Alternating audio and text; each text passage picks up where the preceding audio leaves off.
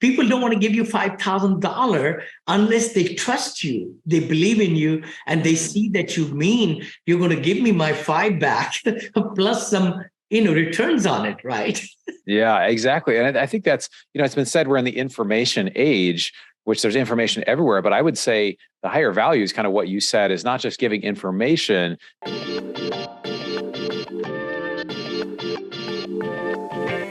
It's not just giving information, but it's giving very, razor focused, laser focused information on what this person's going to need. So after having 1,300 phone calls with individual investors, like people, it's usually a few things. They're really busy. They're trying to figure out how to make more money without taking up their time. They're trying to reduce taxes. They're trying to develop cash flow. Those are a few things most people are looking for, particularly wealthy people. And maybe they're either looking to retire or they're finding some way to do it, but giving them those freedoms is awesome. So if you can find ways to speak to that, people will say, hey, this person is interesting. And, maybe I should do what they're doing. I should invest with them.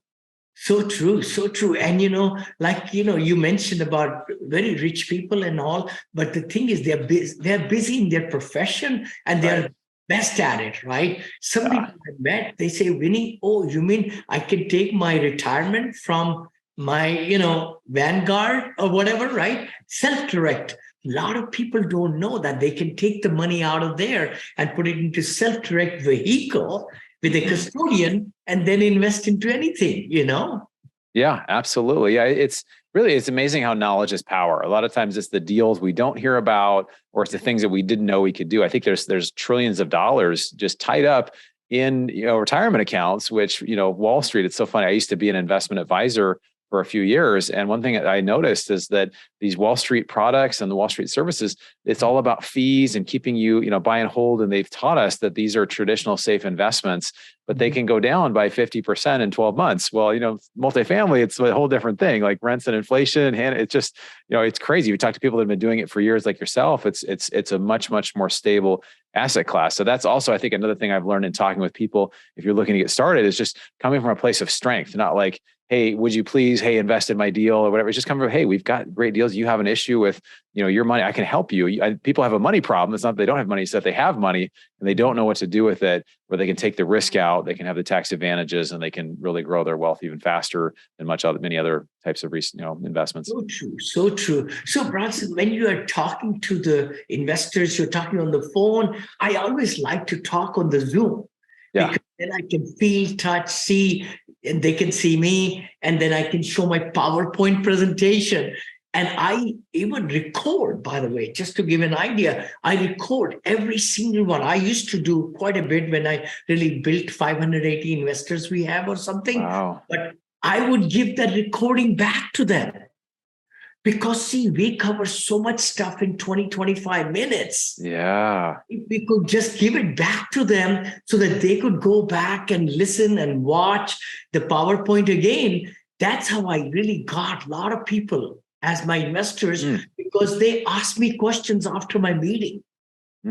That's great. Yeah, that's I haven't done that. That's a really great idea. I might start doing that. Yeah.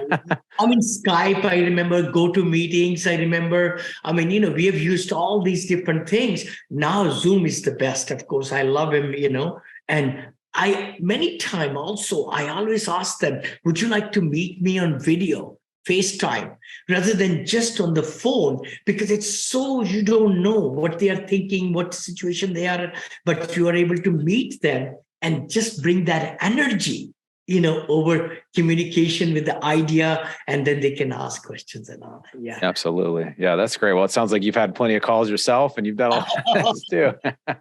So tell me more. What's going to happen in 2023?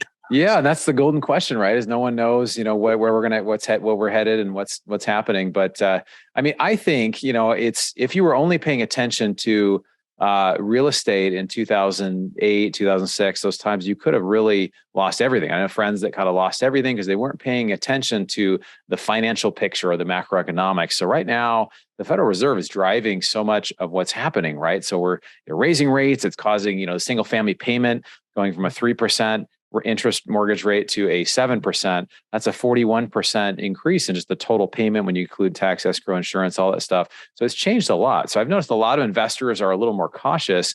I personally think it's still a great time to get into multifamily for this reason. is when you buy a property, whether it's a single or multifamily, the buying price is fixed, but the interest rate can be adjusted later. Typically, I could put a chart up now. My friend Jeff Clark with goldsilver.com, he came out with this study, showed all the times once from the moment they started raising rates in the Federal Reserve the last 100 years, it was 5 to 12 or 5 to 13 months until they started cutting rates again. So, basically they started raising last March. So I'm thinking within the next 3 to 6 months, either there's going to be a recession, or there's going to be some sort of financial system issue or crisis or financial issue, and they're going to have to reverse course. And what's going to happen then? Hi, you are listening to Syndication Made Easy podcast. We will be right back after this short break.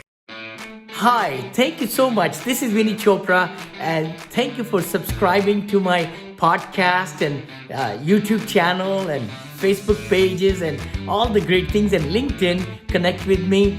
I come live to you every Friday at 9:30 Pacific with Vinney and Bo show. Please also look at that. And also the podcast, which is my apartment syndication made easy.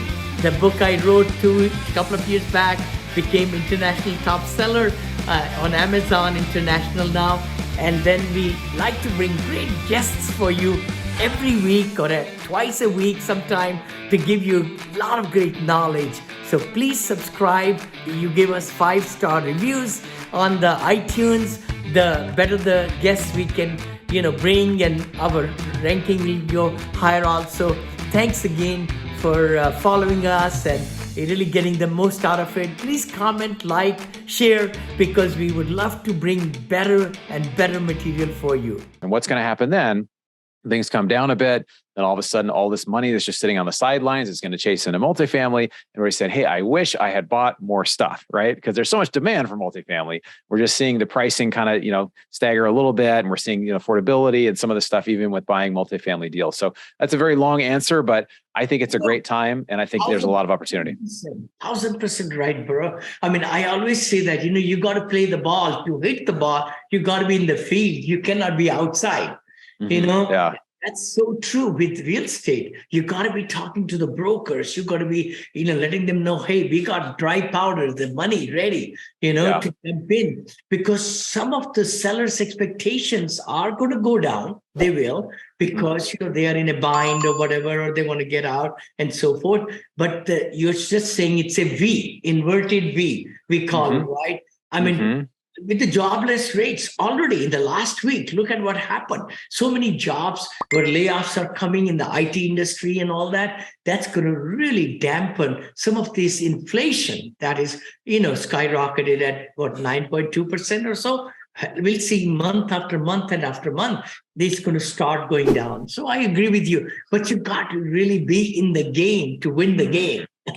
Yeah. And it's interesting. You brought up inflation. I mean, we talk a lot about this on our stuff. We do events on inflation. And it's interesting that inflation, 8-9%, somewhere in there, officially, unofficially, there's a site called Shadow Stats, and they're saying it's more like 15 to 18%. Yes. So it's interesting when we approach it as investors, the confused mind will say just to wait. Oh, I'm just going to wait and see. I'm going to wait and see. But the problem is, if you wait and see, if inflation is actually 15 to 18%, you could lose somewhere between 35 and 40% of your purchasing power over the next 2 years. So I'm just I'm trying to get out of as much cash as I can. Have a little bit of cash, have a little bit of dry powder, but be mostly invested, because I think it's an incredible opportunity. And the reason I think inflation, it will come down a little bit, but I think it's here to stay. I mean, they created it was 40.9% new currency, either physically or digitally, over a 2-year period. So between February of 2020 and February of 2022, they just created, here's the existing money supply, and then you add 40%.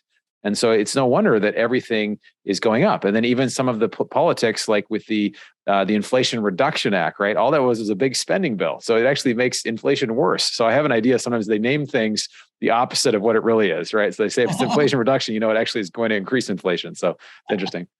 No, so true, Bronson. You're so right.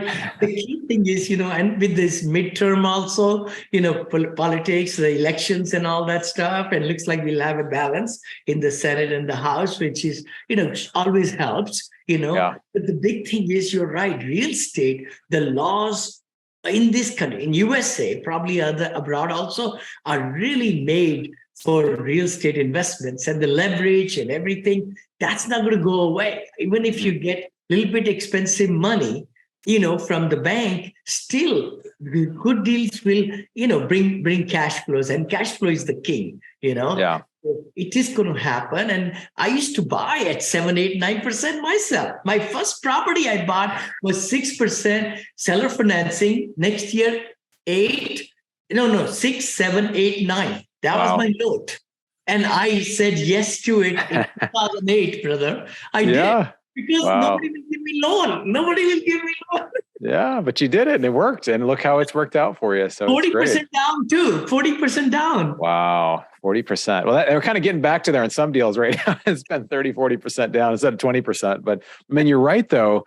And one principle I love talking about with real estate is that, the power of leverage. Like if you get into a deal, if you have, let's say even a single family house, just for an example, you bought a house for 100,000 and you put 20K down. Well, you don't need, if it goes up by 20K, a lot of people think, oh, you've had a 20% improvement in your equity, but it's actually been 100% improvement in your equity. Yes. So it's very similar to multifamily deals or other types of real estate deals. And so you don't need, and then the amazing thing is when you have leverage, we're borrowing at 6, 7, 8%, whatever it is, but inflation is much higher. So you're benefiting there.